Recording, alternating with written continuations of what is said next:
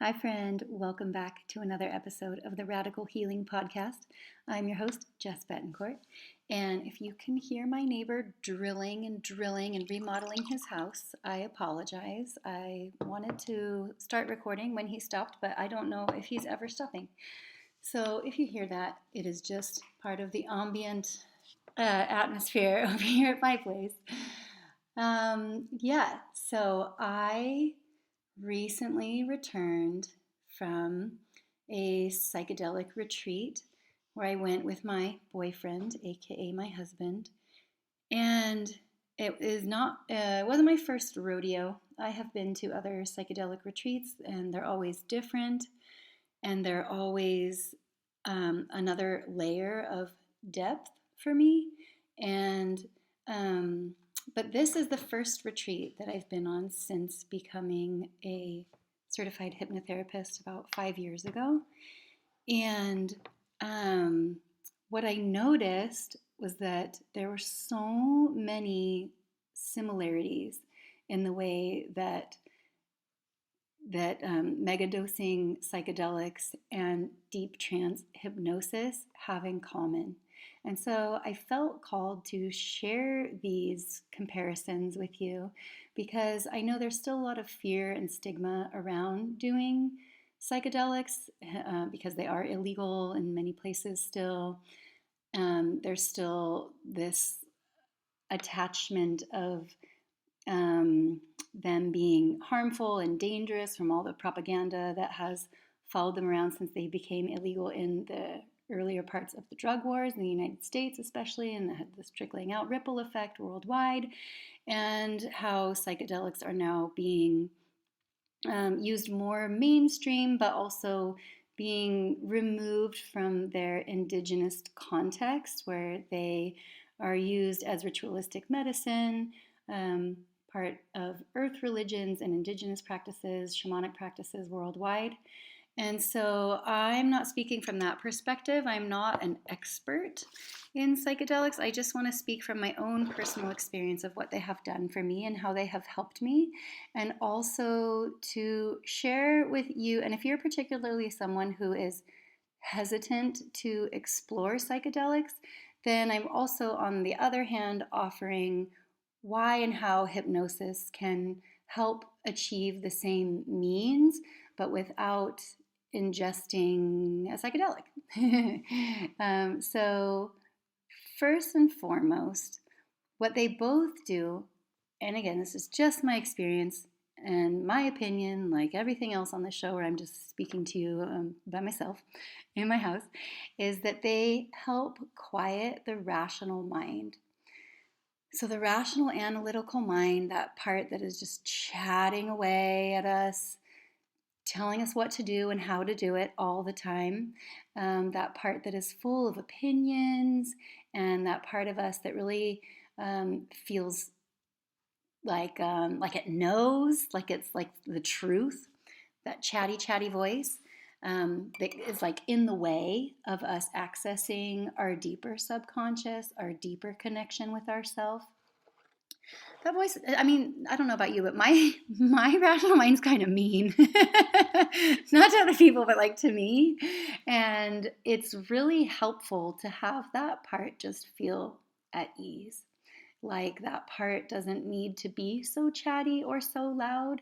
Like it's okay for there to be silence. It's okay for there to be connection with these other parts of us. That this part of us was really well intended, right? It's like trying to save us from making the same mistakes. It's trying to save us from feeling embarrassed or getting hurt in many ways. And so to just have that guard come down is scary, I know, because we identify so strongly with this voice, with the analytical mind, with the rational mind. Because it's like it's trying to protect us, right? But it's also so unhelpful when it just keeps saying the same things over and over again and telling us what it in its own experience thinks that we're capable of or what's possible for us. So to have the rational mind be quiet is such an opportunity to explore deeper realms of consciousness, of your own consciousness and the collective consciousness as well. So psychedelics do that. They calm the ego. They allow this voice, this chatty monkey mind, to just chill.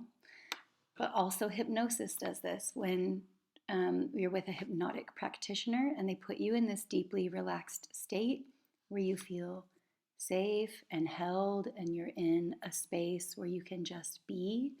It's really similar. So I noticed that, that they draw that parallel. And so they also both work with the body and locating energetic imprints in the body that are connected to experiences from the past. And depending on your beliefs, they can be experiences from this present incarnation or from your karmic lineage. But they allow you to be more deeply in tune with your body and to not bypass places of discomfort or tightness or constriction. They allow you to relax deeply into places where you ache or hurt or where you are guarded or where you have trapped emotional energy in your body that perhaps in your day-to-day waking life you don't notice or pay attention to, or you make subconscious efforts to not connect with because of whatever painful or traumatic experience might be stored there in your body. But what psychedelics do, and what hypnosis also does, is allow you to relax into those places, to explore them. So not to disregard them and pretend that they're not there, or to suppress them and bury them, but to tap into them gently, compassionately, to explore what's stored there and to allow it to at least move, if not be released entirely. So both potent ways to explore that somatically. Another parallel that I found is that initially the ride is not fun. For me with psychedelics, there's that place where the medicine is working somatically and it can feel nauseating. It can feel like you want to poop your pants or are going to poop your pants or pee or drool or vomit even. And this, in my humble opinion, again, not an expert on psychedelics, although I would like to be, is not because your body is having an allergic reaction to the substance. It's because your body is trying to expel something and to cleanse itself. And the psychedelic itself is an active agent that is allowing your body to do this. It's not a direct parallel to hypnosis because I've never had a client pee or poo their pants nor vomit, but there is a discomfort, an emotional discomfort that is being worked through. And this is the place I think that people want to avoid entirely, and not to blanket statement anybody, but a large reason why people don't want to explore psychedelics or hypnosis for that matter is because to be in this emotionally uncomfortable place is gross and it's not fun. And it's totally when you're in it. However, the intensity of it varies and it's not prolonged. What is prolonged is avoiding that, right? Then it stays. Then it's like this thing that we carry with us for years, if not our lives. But when we can allow ourselves to access it more acutely and to sit with it and allow it to come up, to either be expelled or released, it doesn't have to be through diarrhea or vomit necessarily, but through tears or sweat or sighing or crying, laughing, right? This is it's like a stage. It's a necessary stage of healing to move through this process that is initially, let's just say it's not fun, right? But necessary. And on the other side is that both of these things offer relief, right? There's like the yuck, and then the sitting with, and the movement of it energetically, emotionally through the body. And then on the other side of it is like this wave of relief that feels to me simultaneously new and familiar. So it's like, whoa, haven't felt this way in a long time, yet this feels really good. This feels closer to wholeness, or this feels closer to my natural state of feeling well. So it's like the wave goes up and then it comes down and then it rides out, right? Both modalities do that. On the other side of this wave that rides up and then it crests and then it falls and then it rides out, is a feeling of lightness, is a feeling of not needing to escape what is. There's a feeling of acceptance, self-acceptance for who you are. Like there's really nothing to fix. Like you're really not broken. Like there's really nothing wrong with you. Just something needed to be released. Something you needed to let go. And when you let go and it leaves or it moves, there's this wave of recognition of yourself. Which brings me to I think this is my second to last. Yeah, sorry, this is my last one. This is a short podcast today. I just felt like dropping in with you. Is this feeling of recognition of self, which is, you could say, feeling closer to source or to spirit or to God or whatever your vocabulary, your spiritual vocabulary is. It allows you to feel like you are connected to yourself, to life, to giving life permission to be messy. For me, I really love both hypnosis and psychedelics because they make me feel like I don't have to control everything. Like I don't have to worry. Like it's really something that is, life is more to be experienced than it is to be controlled. Oh, sorry, that was my second. That's my loose bullet point hand-drawn notes here. Both of these experiences, when you allow yourself to let go and move through these phases, help you feel less afraid. Well, for me, they help me feel less afraid of like this mystery of life that we're in. And it allows me to feel like I'm just giving myself permission to be an imperfect human in this crazy place at these wild, insane times, and to trust that this is what it is. This is what it's supposed to be. I'm not doing anything wrong. It will all be well, even though it looks crazy sometimes, especially if you look at the news or stay on social media too long. It's just wild. And however, when you can find ways, these are two really great modalities, to let things slough off of you, life moves so much easier through you.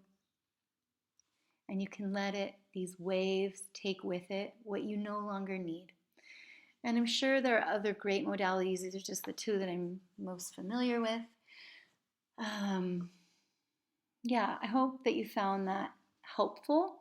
And if you are curious about experiencing hypnosis, I will drop a link down at the bottom of the show notes, and you can schedule a session with me if you feel called. I do not currently host psychedelic retreats, but if you find yourself being called to those, just do your due diligence in exploring and researching who is hosting them, and make sure that you feel aligned and that that person is honoring the tradition where the medicines originally came from. I think all those factors are really important. Thanks so much for being here today. Thank you for being on this planet at this time. And oh, yes, if you are someone who is wanting to release a habit of consuming alcohol or over consuming alcohol, that is my specialty. And once a year, this is actually my second annual time hosting this program. It's called What Do I Know? And I help you in What Do I Know? It's a 6-week group program. I help you change your subconscious story about why you believe that you need to drink, or why you believe that alcohol helps you, or why it's a necessary thing in your life. Because when you really look at that story that you have in place, if this is you, if this speaks to you, when you look at that story through the subconscious lens, you can see which parts of it are really just no longer true. And then you can reframe those meanings and those beliefs into something that feels more aligned with how you want to be consuming, if at all. So it gives you an immense amount of freedom to choose, instead of feeling like you're running on automated behavior that has probably been with you for some time now. And probably, if you're uncomfortable with your drinking habits, could stand to use some revising, some modification, some cleansing, really. So this program isn't about prescribing abstinence. It is about helping you shift your internal belief system. It's about changing your thinking about drinking, really, so that you can feel more liberated in not obsessing about thinking about drinking all the time. That's how I used to live, and so I know that that can be kind of like a private hell, because it's not something that's readily spoken about. There are certainly groups, amazing groups for people who want to go into immediate sobriety. I think that's much easier to find. This is more of a specialized group for people who are just wanting to modify their habits in a way that feels more aligned with who they want to be. So you can, of course, take that even further into becoming completely alcohol-free if you wish, but that's not the prescription of this program. This program is designed to help you have clear intentions around what it is that you're doing, just creating more awareness, more consciousness about your habits, and as they relate to alcohol, which ones really are not serving you, and how you can gracefully let those go, so you can feel better, so you can feel more connected to yourself, so you have more access to your own thought processes and to your own energy and your time while we're still here in this incarnation on this planet Earth in these wild effing times. Love to you, and I hope you're having a really present day. I'm not going to say having a great day, because sometimes we don't have a great day, but I wish that you're having a present day and that you can tap into whatever it is that you're feeling today and let that be valid. I will see you next time. Mwah!